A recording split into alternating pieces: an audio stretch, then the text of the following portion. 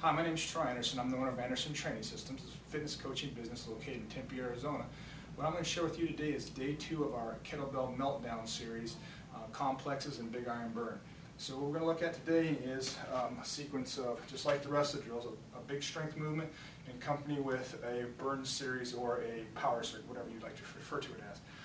This big strength movement we're going to look at today is what we call a goblet squat, or a heavy goblet squat. I'm going to use a little bit larger kettlebell here for this, and then go ahead and move into the other drills for the burn circuit. Goblet squat is simply holding the bell real close to where the handle meets the bell, and we're going to hold it in this high position.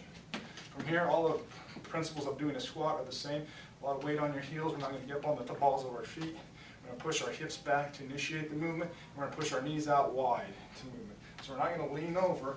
And when we're doing squatting movements, we want to keep a nice vertical trunk. We don't want to lean over as such. So that's not really pushing our hips back. Pushing our hips back actually is here and pushing wide into this position.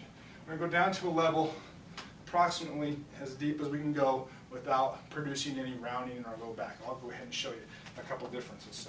So here, if I move down into, for me, that's about this position here. If I move down any further, you can see I have my tailbone kind of tucks underneath me. You can feel your low back rounding, loose tension there.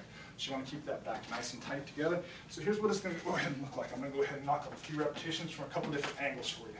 So nice and tall, got the elbows in to hold it up tight. We don't flare it out here and create tension in our shoulders.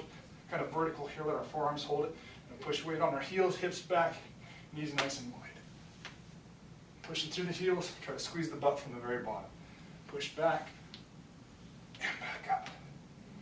Again, what this does, by pushing weight on your heels, and push your knees wide, for those of you that have some hesitance about doing these type of movements because of your knees or hips or whatever it may be, it allows the knee joint to work just like a hinge, like it's supposed to. And also by pushing those knees wide as you sit back, create space for the pelvis. So that's our big strength movement. Protocol and programming is in the program. So let's move on to our burn circuit. This is going to give you good variety. It's going to give you good supportive movements for all the rest of the drills of the day, including the squat and then in the program. And you're also going to get a nice little conditioning component. So first movement is what we can call the horn press. And this is actually going to be not as challenging in the strength movement, but it's going to be actually more challenging from a dynamic flexibility. We're going to actually hold this in the goblet position.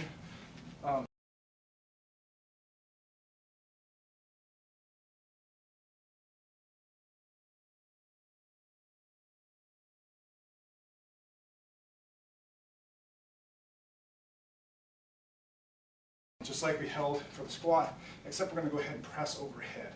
Again, pressing overhead is not a shoulder press. We're keeping our whole body in tight because it's all going to be engaged in this movement. Nice and tight, heels locked in the floor, legs straight, squeeze the buns, engage the trunk. Now we're going to go ahead and press overhead with a 2-hand motion. So here we go, in the goblet position again, elbows underneath us, locked in underneath, and we're just going to extend up. We'd like to ideally be able to get to this position, straight arms, locked out, covering our ears, but not closer to our ears. We'd like to try to avoid anything where you're out away from the body. You really want to try to open up that chest and keep good upper back posture, and then come back right back down to where you started. If you have difficulty with this, go ahead and move into a one-arm press or something along those lines. But if you can, really try to challenge yourself in that shoulder flexibility and mobility by going up overhead. Again, let's take a look at it from kind of a front-on view. Here, extend straight up, back down, extend straight up. And that's your horn press. So we're going to go from there, from the pressing movement, into our upper back movement, or our back development movement. That's a body row. Maybe some of you heard them called inverted rows. Basically, you're setting up a bar in some kind of parallel position to the floor, approximately 3 or 4 feet. For most of us, is far enough off the floor. And we're just going to learn how to row our body to the floor, or to the bar. Excuse me. We're going to lie underneath the bar. We're going to take about a shoulder width grip on the bar. We're going to kind of secure it into the front of the rack in my instance here, or whatever you may have. If you have hooks, that's even better. Nice rigid lower body. Again, it's all engaged. I'm going to slide back so I can get a good perspective here. And then I'm just going to try to pull with my back, not so much with my arms, even though they will do some work, to elevate my body upward. So again here, up, and then nice and controlled down. The mistake many people are going to want to make with doing this movement is they're going to get themselves up and then just let themselves hit the end of their arm. You actually want to control the movement both ways. So let's look at a couple more repetitions. Here, up and back down, up and back down, up and back down. for some reason you have difficulty with an overhand grip like I just showed there, it's more than fine to go ahead and go into an underhand movement as such. Okay, so that's fine. Everything still applies, same principles apply. You're just going to use, really trying to focus on allowing this upper back across your shoulder blades and down into your lower thoracic spine to do quite a bit of work for you.